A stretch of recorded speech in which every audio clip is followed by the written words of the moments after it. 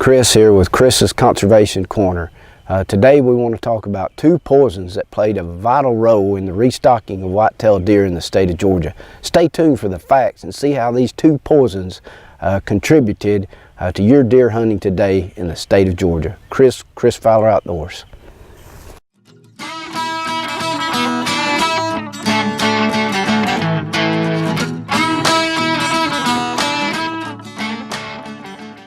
Chris here with Chris Fowler Outdoors, providing tips and strategies to grow your hunting and life experiences. This channel covers how-tos, videos, tips, strategies. Thank you for watching and please consider subscribing.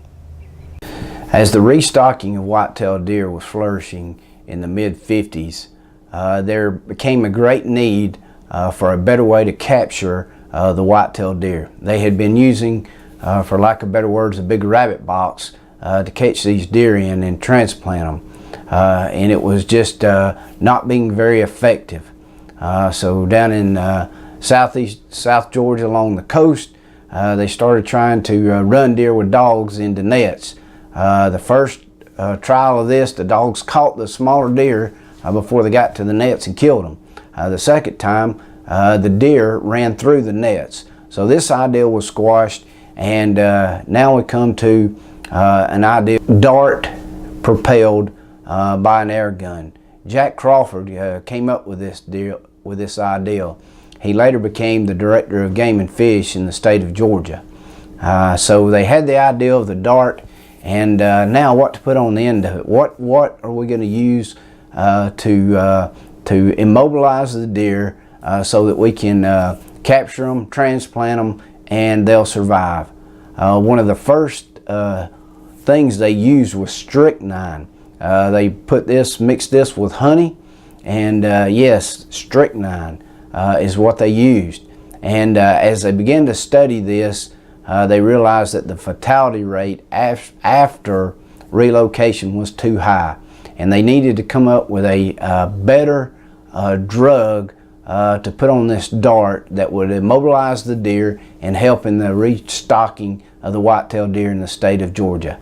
About 165 tries with different things. The pharmacy school at the University of Georgia, graduate students, different people were involved in this, but on the 165th try, they began to use nicotine. I want to read from the report that was done, and we'll have this linked. I encourage you as an outdoorsman to download this report and go over it. Look at the deer, how many deer were stocked in your area, what year, where they came from. Great information in this report.